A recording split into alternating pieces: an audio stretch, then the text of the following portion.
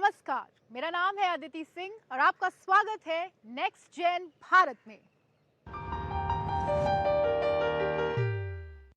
हम सब खादी को जानते हैं, जिसे हम अक्सर सिर्फ परंपरा और पुराने पहनावे से जोड़कर देखते आ रहे हैं।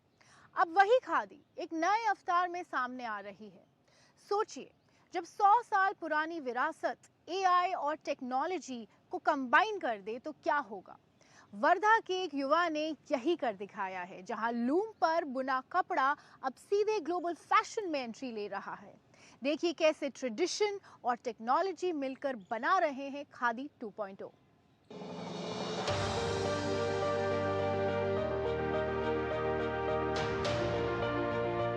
वर्धा, बापू का वो शहर जो अपनी खादी के लिए दुनिया में प्रसिद्ध है। लेकिन आज का युवा इसी खादी को एक मॉडर्न तरीके से पेश कर रहा है। मेरे पीछे है ये कुटिया और मेरे हाथ में है आर्टिफिशियल इंटेलिजेंस से बना हुआ ऐसा डिजाइन जो ग्लोबल मार्केट तक पहुंच रहा है।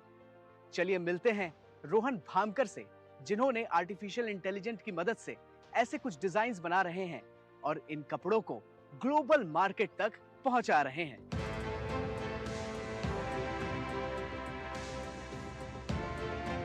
रोहन की इस प्रोडक्शन यूनिट में एक तरफ पुराने लूम पर चलते हाथ जो देसी धागों में परंपरा बुन रहे हैं और दूसरी तरफ स्क्रीन पर उभरते 3D डिजाइन, जहां वही धागे बन रहे हैं ट्रेंडी जैकेट्स, बैगी पैंट्स और ओवरसाइज्ड हुडीज।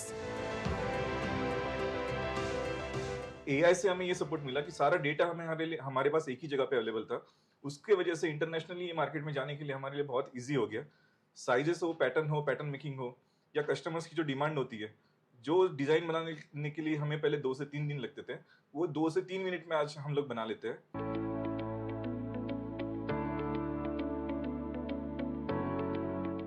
यहाँ फैशन सिर्फ बनाया नहीं जाता, बल्कि उसे डिजिटल दुनिया में जिया जाता है। कपड़ा कटने से पहले ही हर आउटफिट का 3D ट्रायल होता है, ताकि गलती की कोई गुंजाइश ना हो और हर डिजाइन लगे परफेक्ट और ग्लोबल।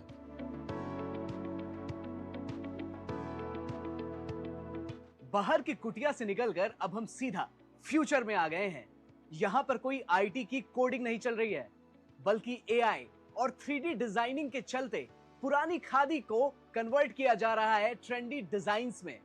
और ये 100 साल पुरानी खादी एक नए तरीके से सामने आ रही है। जब से एआई का इस्तेमाल आप अपनी कंपनी में कर रहे हैं, तब से डिजाइनिंग में और उसके बाद प्रोडक्शन में किस तरीके से सहायता मिली है? स्टार्टिंग जब एआई नहीं था तो हम मैन्युअली करते थे, तो हमें डिज़ाइनर की आवश्यकता थी, जो प्रोफेशनल डिज़ाइनर थे उनकी आवश्यकता थी। लेकिन अभी एक क्लिक के ऊपर हमें पूरा कलेक्शन है जो हमें वो मिल जाता है। जिस तरह से अगर समर कलेक्शन अभी आ रहा है तो हम उस पर प्रॉम्प्ट डालते हैं कि समर कलेक्शन के लिए हमें खादी के लिए कौन सी डिज़ाइन यूज़ करनी चाहिए, उसका पैटर्न कौन सा होना चाहिए, ये हमें एक क्लिक पे मिलता है। स्टार्टिंग पे हमें इसके लिए 2 से 3 दिन जाते थे।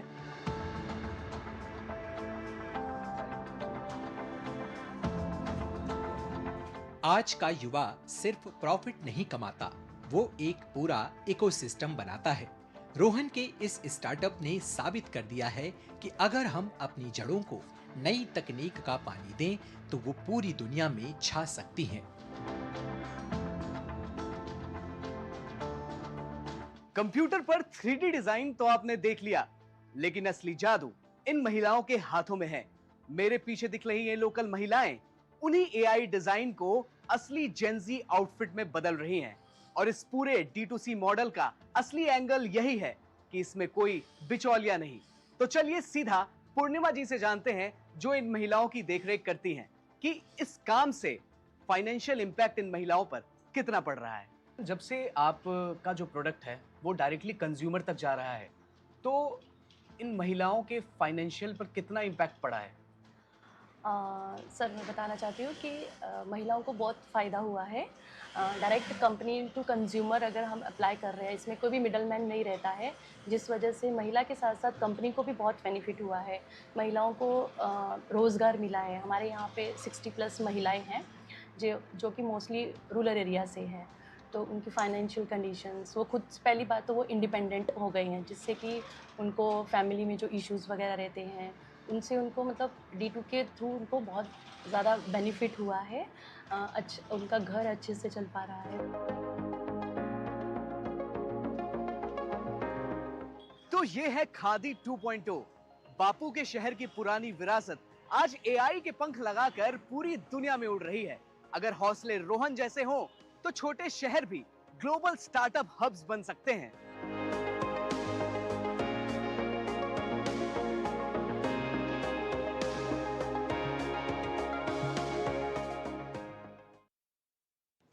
क्या आपने कभी सोचा है कि ऐसी जगह भी हो सकती है जहां पूरा का पूरा इतिहास सोने में चमकता हुआ दिखे? राजस्थान के अजमेर में ऐसा ही एक हिडन जेम छुपा है। सोनी जी की नसिया जैन मंदिर बाहर से सादा, लेकिन अंदर कदम रखते ही एकदम चमकदार गोल्डन वर्ल्ड आपका इंतजार करती है। तो आइए देखते हैं कला, आस्था और कारीगरी का इस शानदार संगम जो सच में आपको हैरान कर देगा। अजमेर राजस्थान के सबसे पुराने और ऐतिहासिक शहरों में से एक, अपनी प्राचीन विरासत, पवित्र झीलों और रंग बिरंगी बाजारों के लिए जाना जाता है। इसी शहर के बीचों बीच बना है सोनी जी की नसिया जैन मंदिर, जहां कदम रखते ही पूरी एक स्वर्ण दुनिया नजर आने लगती है। 19वीं सदी में बना ये दिगंबर जैन मंदिर अपने स्वर्ण रूप और म्यूजियम के लिए भी मशहूर है। यहाँ भगवान ऋषभ देव की जीवन और पंच कल्याणक को सोने की नक्काशीदार मूर्तियों के माध्यम से दर्शाया गया है। हर पैनल, हर मूर्ति शिल्पकला, भक्ति और सदियों की कारीगरी का अद्भुत उदाहरण है। इस पूरी रचना को बनने में 25 वर्ष लगे और इसको जयपुर और अलवर के कारीगरों ने बनाया। इसका जो नीचे हॉल है उसको बनने में लगभग 8 वर्ष लगे और 250 से अधिक कारीगरों ने उस ज़माने में इसको बनाने में कार्य किया। और एक ही व्यक्ति ने अपने जीवन काल में इस परिकल्पना को करके और उसको अपने ही जीवन काल में साकार कर दिया और इसको कंप्लीट कर दिया। इस मंदिर का म्यूजियम हॉल, जो लगभग 150 साल पुराना है और 2023 में जनता के लिए इसे खोला गया था, और ये अपनी मूल चित्रकला को सुरक्षित रखता है। दीवारों पर चुने, मिट्टी और प्राकृतिक रंगों से बनी चित्रकला आज भी बिना कोई बदलाव के मौजूद है। साथ ही 19वीं सदी के सोने की मोहर वाले रथ भी यहाँ रखे गए हैं। लगभग 1000 किलो सोने की पन्नी से बनी ये रथ अत्यंत सुंदर और विस्तृत हैं, और इनका मुख्य आकर्षण है गोल्डन अयोध्या, एक चमकदार कहानी बताने वाला विश्व, जहाँ महल, मंदिर और रथ भगवान ऋषभ देव की पूरी कथा को समझाते हैं। हर छोटी मूर्ति, हर मुकुट और हर वस्त्र मानव कला और भक्ति से चमक उठते हैं। It has work of gold. It has work of Belgium stained glasses. It has work of wood, metal, and you will definitely be awestruck if you come and see this place, just from the point of view of the art and the architecture.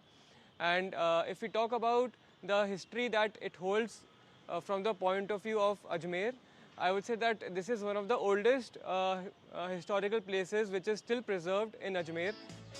देश विदेश से लोग इस शानदार स्थल को देखने आते हैं। कला और इतिहास प्रेमी, खासकर विदेशी पर्यटक, इसे देश का छुपा स्वर्ण कक्ष कहते हैं। यह नाम बिल्कुल सही है, क्योंकि इतनी बड़ी और खूबसूरत सोने की नक्काशी कहीं और नहीं मिलेगी। It's really impressive. It's super big. I didn't expect it to grow from the down floor and then the upper floor to have an even bigger piece of art. So it's really nice. ये museum देश के गौरवशाली इतिहास, कला और सांस्कृतिक विरासत का अद्भुत उदाहरण है। सोनी जी की नसिया हमें हमारी परंपरा, भक्ति और कारीगरी की अनमोल झलक देती है, और ये स्थल भारतीय कला और संस्कृति की चमकदार पहचान के रूप में हमेशा याद रहेगा। आज के यूथ की खास बात यह है कि वो सिर्फ अपने लिए नहीं सोचते, बल्कि ऐसी प्रॉब्लम्स का सलूशन भी ढूंढते हैं जिससे और लोगों का रास्ता आसान हो सके। हैदराबाद के एक युवा ने खेल की अपने पैशन को टेक्नोलॉजी के साथ जोड़कर ऐसा ही एक प्लेटफॉर्म बनाया है जो एथलीट्स को सही मौके तक पहुंचने में मदद कर रहा है। तो देखिए जुनून, इनोवेशन और यूथ पावर की ये इंस्पायरिंग स्टोरी।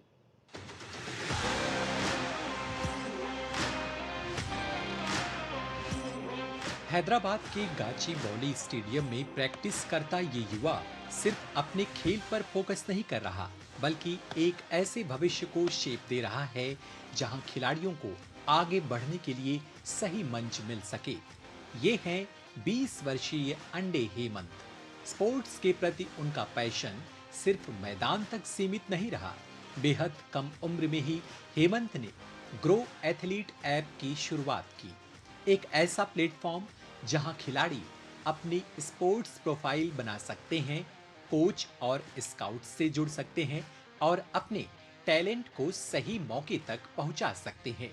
सोच साफ है, अगर टैलेंट है तो उसे सही प्लेटफॉर्म भी मिलना चाहिए और शायद यही सोच उन्हें सिर्फ खिलाड़ी नहीं बल्कि प्रॉब्लम सॉल्वर बना रही है। हेमंत के पिता हेड कांस्टेबल हैं और बचपन से ही उन्होंने अपने पिता के संघर्ष और समर्पण को देखा है। उनके पिता से उन्हें ये सीख मिली है कि ज़िंदगी में अगर आगे बढ़ना हो तो मेहनत बेहद ज़रूरी है। हेमंत ने 12 वर्ष की उम्र में ही खेलों के जरिए अपनी यात्रा को शुरू किया था। बहुत सारे स्पोर्ट्स में नेशनल लेवल पर खेले भी, लेकिन वो जो चाहते थे शायद बन ना पाए। वो चाहते थे कि फुटबॉल प्लेयर बने नेशनल लेवल के, लेकिन शायद ऐसा हो ना पाया। तो फिर उन्होंने अपनी रुचि को एक नई दिशा दी। उन्होंने ग्रो एथलीट नामक एक ऐप बनाया जिसमें स्पोर्ट्स प्लेयर, कोचेज और स्पॉन्सर साथ में जुड़ सकते हैं। बेहतर जानने के लिए इस ऐप को हम खुद चलते हैं हेमंत के पास और करते हैं उनसे बात। मेरा ऐप ग्रो एथलीट है, जो इंडिया का सबसे बड़ा स्पोर्ट्स एथलीट ऐप है। इसमें बहुत ज़्यादा स्पोर्ट्स खिलाड़ी हैं, इंडिया में बहुत ज़्यादा लोग हैं। आप ओलंपिक्स में क्या मेडल नहीं जीत चाह रहा हो, इसलिए हम ये ऐप बना चुका है। इस ऐप के बाद द्वारा मैं मेरा जर्नी से ऐप बना था। हेमंत की जर्नी सिर्फ एक ऐप बनाने तक नहीं रुकती। मैदान से मिली डिसिप्लिन को उन्होंने टेक्नोलॉजी और लर्निंग की दुनिया में भी उतनी ही मजबूती से आगे बढ़ाया। इंजीनियरिंग के पहले ही साल में रैंसी इनिशिएटिव शुरू किया, जिसके जरिए 10,000 से ज्यादा स्टूडेंट्स तक AI एजुकेशन पहुंचाई गई। सिर्फ 17 साल की उम्र में वे टी हब में इंटर्न बने और 100 से ज्यादा स्टार्टअप्स के साथ काम करने का मौका मिला। वहीं इंडोबॉक्स के जरिए भारत जापान कोलैबोरेशन को मजबूत करने में भी उन्होंने योगदान दिया और 18 साल की उम्र में सेमीकंडक्टर इन्वेस्टमेंट जैसे बड़े सेक्टर में अपनी भागीदारी भी दर्ज कराई। हेमंत हैदराबाद में अपने माता पिता और बहन के साथ रहते हैं। कम उम्र में हासिल की गई उनकी उल्लेखनीय उपलब्धियां, मेहनत और समर्पण आज उनके पूरे परिवार के लिए गर्व का विषय है। నేను చాలా సంతోషంగా ఉన్నాను. నా కొడుకు అందే హేమంత్ స్టార్టప్ పెట్టి దాన్ని సక్సెస్ఫుల్గా రన్ చేస్తున్నాడు. అది ఇన్ ఫ్యూచర్లో మంచి సక్సెస్ అయ్యి 10 మందికి ఉపయోగపడే విధంగా ఉండాలని నేను కోరుకుంటున్నాను. I'm really proud of my brother. He is working well for his startup and I wish him for a success in life. Hemant की कहानी ये दिखाती है कि जुनून, मेहनत और नई सोच किसी भी चुनौती को अवसर में बदल सकते हैं। उनकी उपलब्धियां सिर्फ उनकी नहीं बल्कि सपने देखने और उन्हें सच करने की हिम्मत रखने वाले हर युवा के लिए प्रेरणा है। For every student, I'm giving a message. Kindly work hard in this generation of AI, so that every students who are dreaming a good future in self, you have to be very much competitive in the world. Right now, there is a lot of trendy things in the laptop, in the online service. This is the only right time that you can be an innovator, entrepreneurship. Hemant की कहानी में बताती है कि जुनून, innovation और अनुशासन तीनों मिलकर किसी भी चुनौती को अवसर में बदल सकते हैं। AI, खेल और शिक्षा में अपनी अलग पहचान बनाने वाले हेमंत ने यह साबित कर दिया कि उम्र बस एक संख्या है और मजबूत इरादे भारत की असली पहचान।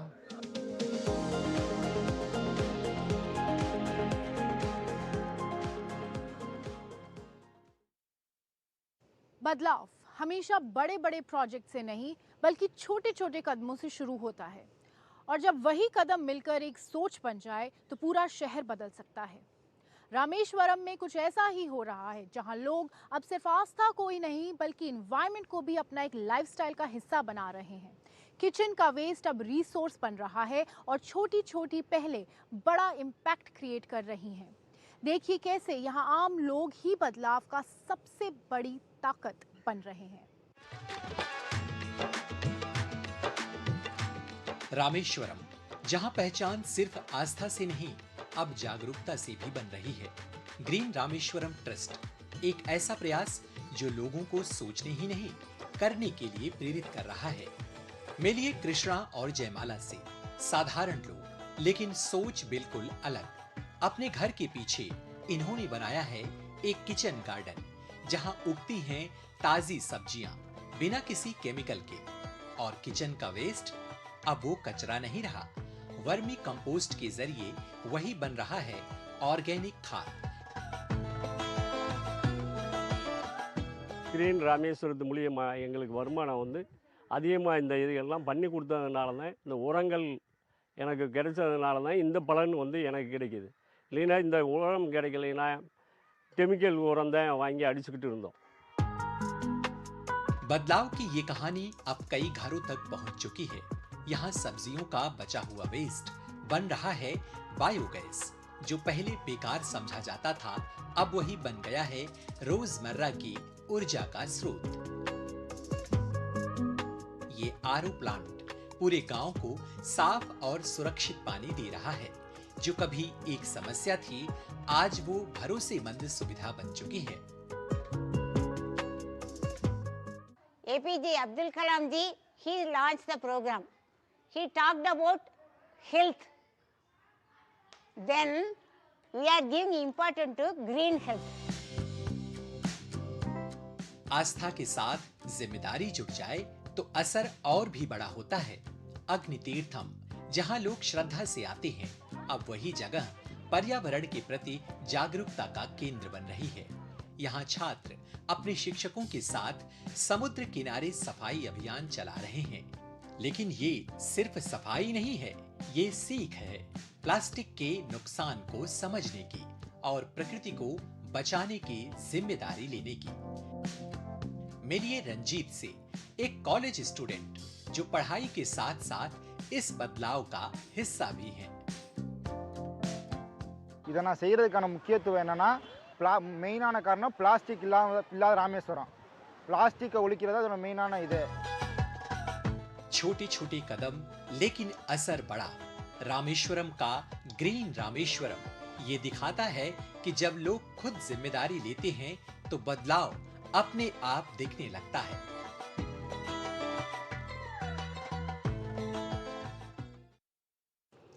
पहाड़ों में बने पुराने लकड़ी पत्थर के घर आपने जरूर देखे होंगे।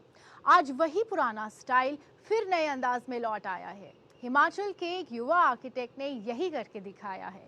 वो पुराने कंस्ट्रक्शन स्टाइल्स को मॉडर्न ज़रूरत के साथ जोड़कर ऐसे घर बना रहे हैं जो खूबसूरत भी है, टिकाऊ भी है और अपनी जड़ों से जुड़े भी।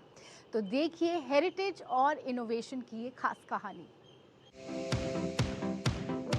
पहाड़ों के बीच देवदार की खुशबू, ठंडक और लकड़ी की बनावट के साथ एक ऐसी कहानी आकार ले रही है जो पहली नजर में पुरानी लगती है, लेकिन उसकी सोच बिल्कुल नई है।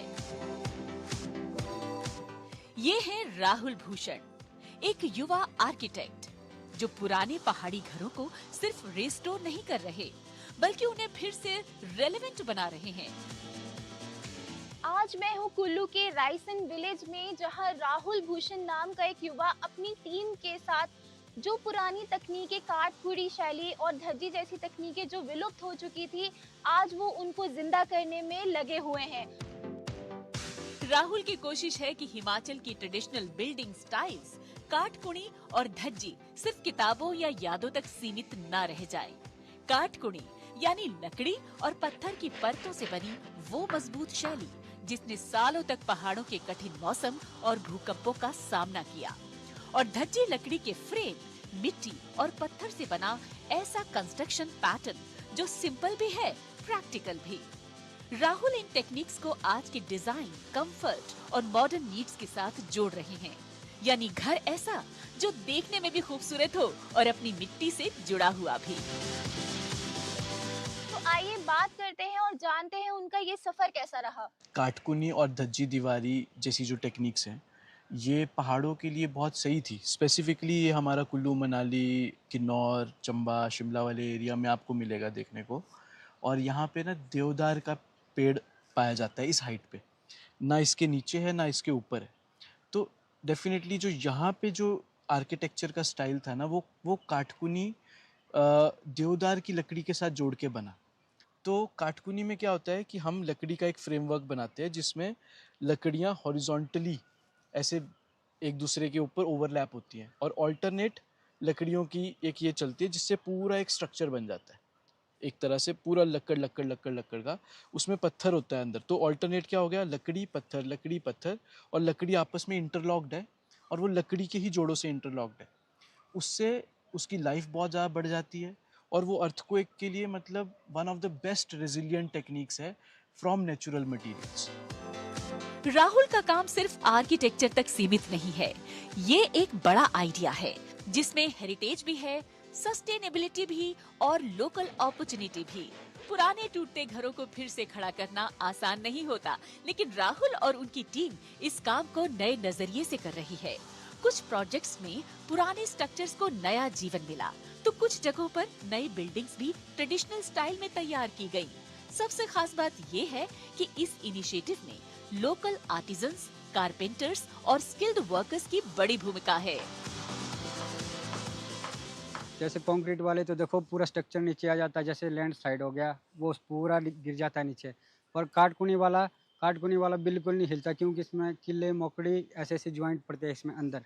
जैसे हमारा कॉर्नर होता है, कॉर्नर में किले पड़ते हैं, सेंटर में हमारी मोकड़ियाँ पड़ती है और बीच में पत्थर की भरान होते हैं। और ये पूरा घर नीचे जाएगा लेकिन गिरेगा नहीं। ये टीम सिर्फ टूटते बिखरते पुराने घरों की मरम्मत नहीं कर रही, बल्कि नए निर्माण में भी काटकुनी और धज्जी जैसी पारंपरिक शैली को अपनाकर पहाड़ों की पहचान को फिर से जगा रही है। सबसे खूबसूरत बात ये है कि इस पहल से स्थानीय लोगों को न सिर्फ रोजगार मिल रहा है, बल्कि उनकी पुरानी कला, उनका हुनर एक बार फिर दुनिया के सामने रोशन हो रहा है। जो हम हमारे प्रोजेक्ट में कर रहे हैं, हम ये जो दीवारें हैं, हम ये टेक्निक को समझे हैं। हमने बहुत रिसर्च किया है इन टेक्निक्स पे। हमने देखा है कैसे कौन सी लकड़ी किस तरीके से कैसे इस्तेमाल होती थी पहले। इस पूरी कहानी का एक बहुत खूबसूरत हिस्सा है वो स्थानीय महिलाएं, जो इस काम को सिर्फ सपोर्ट नहीं कर रही, बल्कि उसे पूरा अर्थ दे रही हैं। जब किसी घर का स्ट्रक्चर तैयार हो जाता है, तो महिलाएं मिलकर उसकी जमीन को पारंपरिक तरीके से लीपती हैं। गोबर और मिट्टी से किया जाने वाला ये काम सिर्फ एक रस्म नहीं, बल्कि प्रैक्टिकल साइंस भी है। इससे घर के भीतर नेचुरल कूलिंग बनी रहती है, माहौल ज्यादा साफ महसूस होता है और घर में एक अर्दी वार्मथ आ जाती है। यानी इस कंस्ट्रक्शन में डिजाइन के साथ ट्रेडिशन और स्ट्रक्चर के साथ सेंसिटिविटी भी जुड़ी हुई है। यही वो टच है जो किसी बिल्डिंग को सिर्फ मकान नहीं, घर बनाता है। काटकुनी के घर से ना हमारे लिए बहुत फ़ायदे रहते हैं। इनमें हम बीमार भी नहीं होते हैं, और गर्मियों में ये ठंडे रहते हैं ये घर, और सर्दियों में गर्म रहते हैं। इस मिट्टी और गोबर की लिपाई से ना बीमार भी नहीं होते हैं। ये पहल हमें ये एहसास दिलाती है कि विकास सिर्फ ऊंची इमारतों में नहीं, बल्कि अपनी जड़ों को संभालकर आगे बढ़ने में है। राहुल और उनकी टीम ने साबित कर दिया है कि विरासत अगर सही हाथों में हो, तो वो सिर्फ इतिहास नहीं, भविष्य भी गढ़ती है। आज के एपिसोड में फिलहाल इतना ही। अगले एपिसोड में आपसे फिर मुलाकात होगी। तब तक के लिए धन्यवाद।